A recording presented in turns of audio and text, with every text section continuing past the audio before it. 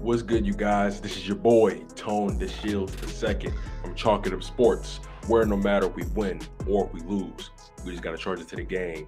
So, as we all know, the Brian Flores situation is in full effect, and I wanted to give the situation some time to breathe before I really gave my God honest opinion. Now, let's lay out some of the facts first. Brian Flores is suing the NFL. He's suing the Miami Dolphins. He's suing the New York Giants, and he's also suing the Denver Broncos for alleged racism in their hiring practice when it comes to the head coaching positions. Now, as it pertains to the New York Giants, text messages came out between Brian Flores and Brian Belichick, with Brian Belichick congratulating Flores on earning the position of the New York Giants head coaching job. Little did Belichick know he was texting the wrong Brian in his phone. He meant to text Brian Dable, but instead he ended up texting Brian Flores. And it turns out that Brian Flores' interview wasn't even for another 3 days. So that alone brought to light that the fact that the Giants already knew who they wanted to give the job to, yet they still brought in Brian Flores for the interview in order to check a box. When it comes to the Miami Dolphins, Brian Flores claims that he was offered 100K per game if he decided to lose games for the Miami Dolphins, if he decided to tank. So essentially, what I'm saying is, per Brian Flores and his legal team, he's accusing the owner of the Miami Dolphins of essentially bribing him to tank games at the rate of 100K per game. Now, during Brian Flores' time in Miami, he's had one losing record and two winning records. He's given them their first consecutive two season winning records. He's given them their first consecutive winning records since the past decade. The Miami Dolphins have been a shit show of an organization for the past several years, if not more than that. But they finally found stability with Brian Flores, excuse me. But they decided to move on from him anyway. Then, when it comes to the Denver Broncos, Brian Flores is accusing them of essentially showing up to his interview clearly hungover or under the influence from last night's affairs, not taking his interview seriously, basically, essentially making a mockery of his interview, and again, just trying to check a box of interviewing an African American or minority coach. Now, this is where the Rooney Rule comes into play, because the Rooney Rule came into effect in 2003, I believe, and it was brought into effect because clearly minority coaches or minorities weren't really given the same opportunities as their white counterparts when it comes to leadership positions within the NFL. But specifically, as it pertains to Brian Flores and the Rooney Rule, is it really working? Is it really providing the desired result? Now, the Rooney Rule doesn't guarantee equal outcome, but it does guarantee equal opportunity. That's what it's supposed to do. But clearly, based on what we've seen thus far, when the Rooney Rule when the Rooney Rule was put into effect, there were only about two or three black head coaches in the NFL. Now there's only two now, and that is Lovie Smith and Mike Tomlin, who's been the head coach for the Pittsburgh Steelers for a long time, since 2007, I believe. But overall, Brian Flores is taking a huge risk. He's taking the risk of not ever being able to coach in this NFL again, because he's suing the NFL along with these three other teams. And the NFL instantly called cap on what Brian Flores is doing, which is interesting in and of itself. On top of that, the Denver Broncos and John Elway have defended themselves. The Miami Dolphins have defended themselves. The New York Giants have defended themselves in the process. But Brian Flores' case has to have some merit, especially when you think about the text messages he has from Brian Belichick, congratulating him on earning a job that he never had in the first place. And Brian Flores didn't have to go on that interview, but he still went on it despite knowing what he knew, because he had hope and he thought he could still get a fair shake in the situation. but he submitted his lawsuit, his class action lawsuit, I believe a few days or a couple days after the Giants interview took place. I firmly believe that black people, minorities in general, aren't necessarily given the same opportunities in the NFL. That's just my humble belief. Take it for what you will. And let's be honest about this fact. Most of the owners, all the owners in the NFL are white. And typically, when it comes to leading their business, leading their organization, they're usually going to side with or bring in someone who understands them, who looks like them.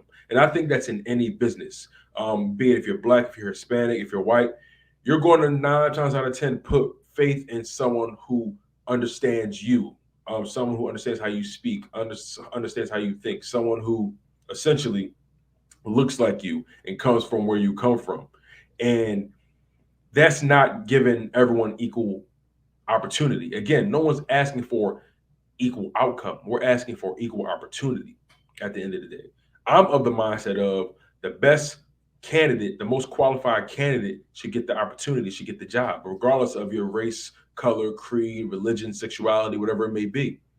The best candidate, the most qualified candidate should get the opportunity, should get the job. Now, what happens when you have guys who have equal credentials? What happens when you have black head coaches who are just as decorated as some of their white counterparts, yet they still don't get the opportunity? That's where bias comes into play.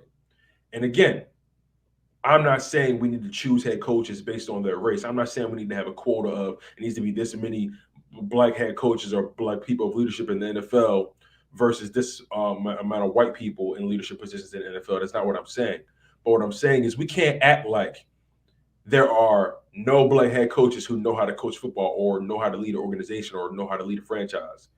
And at the end of the day, this goes back to the fact that we need more people that look like me in those ownership rooms. And it goes back to the fact that the whole practice of bringing the new owners to the NFL is flawed. The fact that the owners have to vote on whoever gets into their country club is a bit asinine to me. That kind of makes it hard for someone who looks like me to get into those rooms.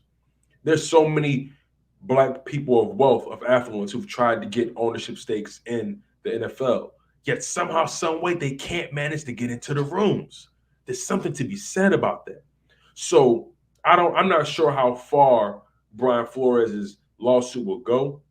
It's going to be really hard to prove racism. And racism is such a hot button topic. People tend to bite on it. And we're living in this climate now where, everything is fair game and anybody can get touched in this media stuff. But it's going to be really tough for Brian Flores to prove racism.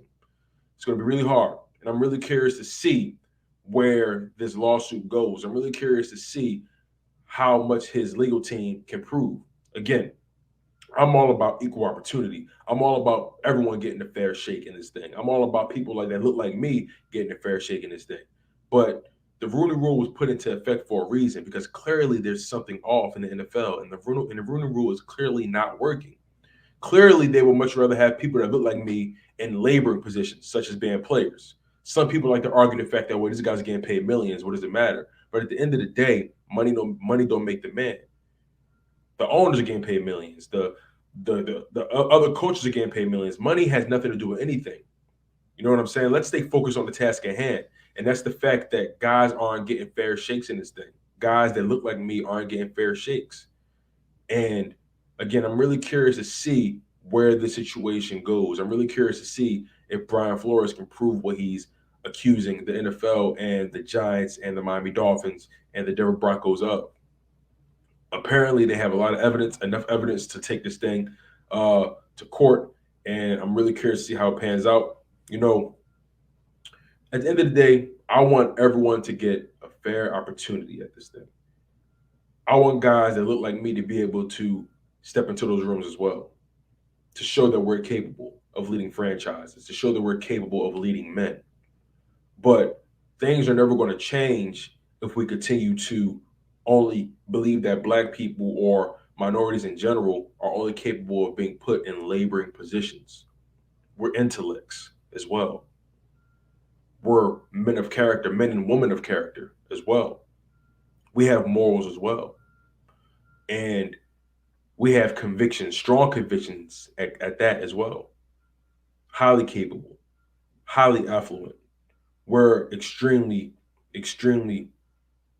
capable of doing the job that some people may not think we're capable of. But again, I'm curious to see how this situation pans out.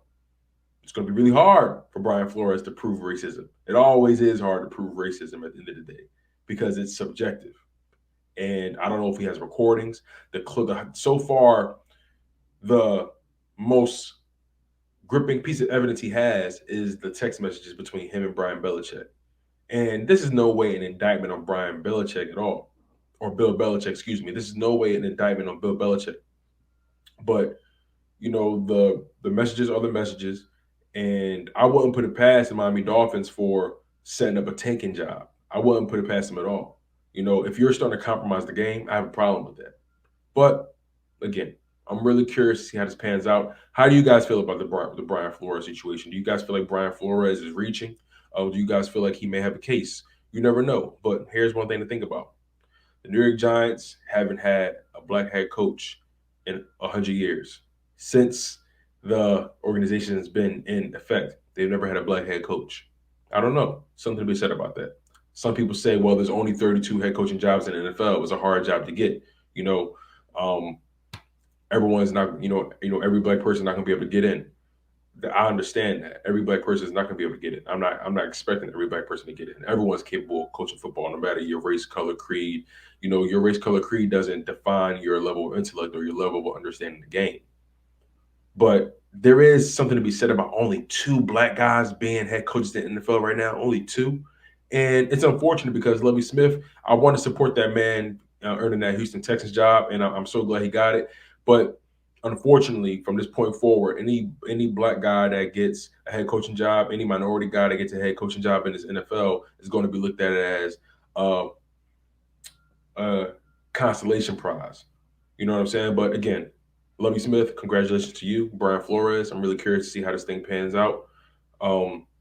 Also, congratulations to McDaniel. He became the new head coach of the Miami Dolphins. Now, he apparently is biracial. I don't see it, but nonetheless, he's biracial. It's not for me to judge or not meant for me to discuss or even measure. Blackness isn't quantifiable. You are who you are, and your essence is your essence at the end of the day. But we'll see how this thing pans out. These are my thoughts on the Brian Flores situation, and I'll leave it at that. I'm your humble host, Tone DeShields II from Chalking Up Sports, where no matter if we win or if we lose, we just got charges to the game. One love, stay humble, stay healthy, and most importantly, stay hungry.